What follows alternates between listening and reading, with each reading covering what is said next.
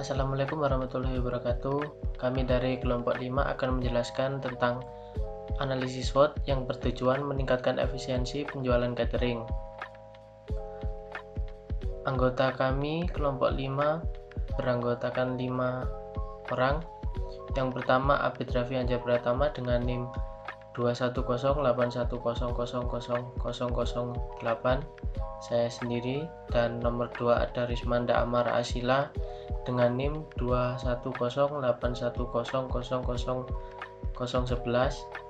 Nomor 3 ada Inengah Chandra Wiryawan dengan NIM 21081000002.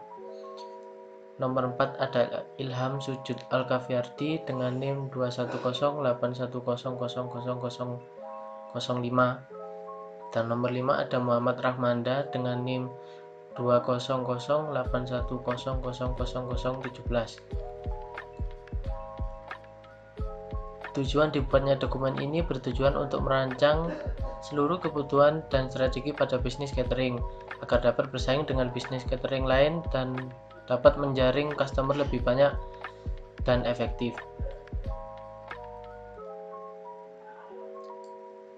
Analisa SWOT adalah metode perencanaan strategi dengan analisis yang mencakup strengths, kekuatan, weakness, kelemahan, opportunities, peluang, dan threats, ancaman sebagai dasar evaluasi. Analisis SWOT akan membantu para pemilik usaha untuk mengatur bagaimana kekuatan, kelemahan, peluang, dan ancaman ke dalam data yang terorganisir. Strength sendiri adalah komponen yang sekiranya dapat memberikan keuntungan atau kelebihan bisnis kamu dibandingkan yang lainnya. Strengths.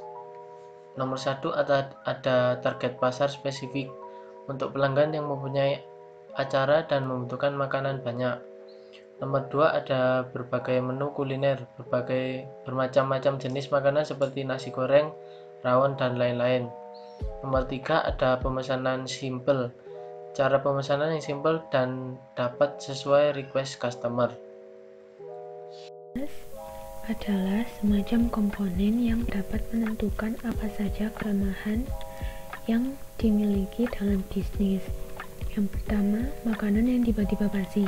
Terjadinya hal yang tidak direncanakan seperti basinya makanan yang sudah siap antar. Kemudian, kurangnya promosi. Meskipun memiliki berbagai macam menu, jika promosi kurang dilakukan, maka bisnis susah untuk dikembangkan. Yang ketiga, lambatnya pelayanan yang dapat menyebabkan kehilangan pelanggan.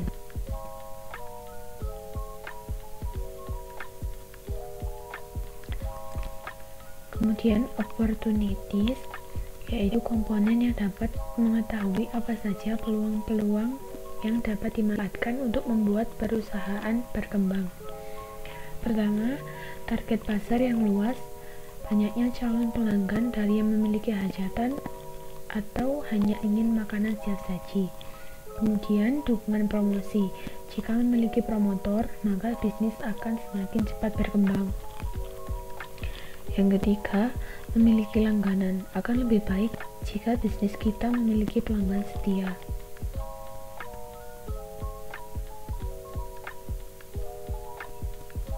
Kemudian, threats adalah komponen yang berguna untuk mengetahui ancaman apa saja yang mungkin kita hadapi saat menjalankan bisnis. Pertama, banyaknya pesaing. Banyaknya pesaing bisnis catering yang menjadikan persaingan semakin ketat. Yang kedua, pesanan yang tiba-tiba di-cancel. Meskipun memiliki sistem deposit, jika pesanan di-cancel akan menyebabkan kerugian. Yang ketiga, naiknya harga bahan makanan. Jika harga bahan makanan naik, maka akan semakin mahal harga catering dan menyebabkan kehilangan pelanggan. Perkenalkan, saya dengan Chandra Wiryawan dengan NIM 21081000002. Jadi kali ini saya akan menjelaskan tentang workflow. Workflow adalah urutan tugas yang memproses sekumpulan data. Alur kerja ini terjadi di setiap bisnis dan industri. Setiap kali sebuah data diteruskan antara manusia dengan sistem, alur kerja pun dibuat. Komponen ini merupakan jalur yang menggambarkan bagaimana suatu berubah dari belum selesai menjadi selesai. atau sesuatu yang mentah menjadi sesuatu yang telah diproses. Yang pertama yaitu workflow saat ini. Workflow ini kurang efisien karena tidak ada catatan penjualan dan koordinasi kepada pelanggan. Pada urutan pertama ada customer yang berinteraksi langsung dengan admin catering.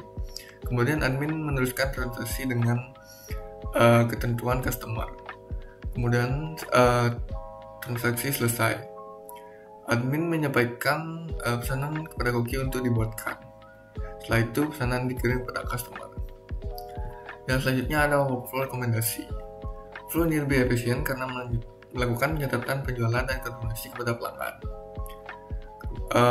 Pada urutan pertama terdapat customer yang berinteraksi langsung dengan admin. Setelah itu admin melakukan transaksi sesuai ketentuan customer sekaligus mencatat pada jurnal agar mudah merekap. Kemudian admin menyampaikan kepada koki agar langsung dibuatkan. Selanjutnya yaitu analisa hardware. Analisa hardware adalah langkah untuk menentukan perangkat apa saja yang perlu digunakan pada bisnis catering agar berjalan lancar. Hardware rekomendasi yang pertama yaitu router yang berfungsi untuk menyalurkan jaringan kepada komputer. Kemudian yang kedua ada komputer yang berfungsi sebagai alat utama melayani konsumen, rekap data dan melakukan transaksi dengan customer. Yang ketiga ada handphone yang digunakan untuk mengonfirmasi pesanan-pesanan kepada customer. Use case. Use case adalah sebuah kegiatan atau interaksi yang saling berkaitan antar aktor dan sistem, atau secara umum dapat diartikan sebagai sebuah teknik untuk yang dimanfaatkan untuk pengembangan perangkat lunak atau software guna mengetahui kebutuhan fungsional dari sistem tersebut. Use case diagram adalah proses penggambaran yang dilakukan untuk menunjukkan hubungan antara pengguna dengan sistem yang dirancang. Hasil representasi dari skema tersebut dibuat secara sederhana dan bertujuan untuk memudahkan user dalam memahami yang diberikan.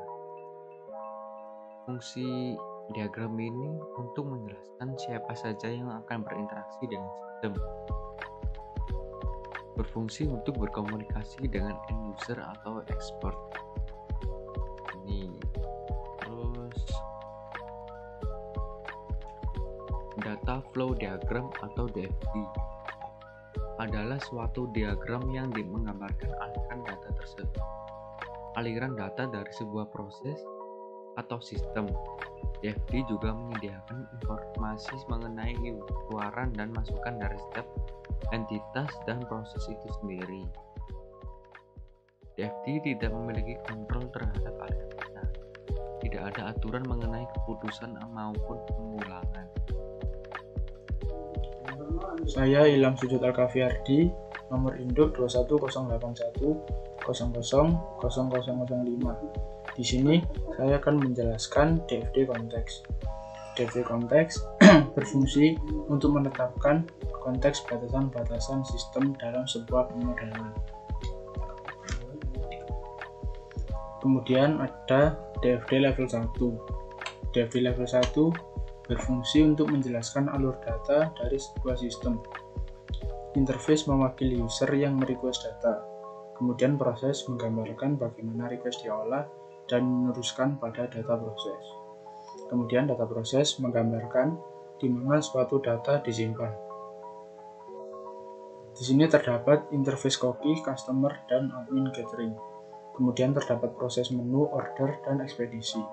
Kemudian untuk data proses terdapat data menu, data order, dan data ekspedisi. Kemudian ada entity relationship diagram.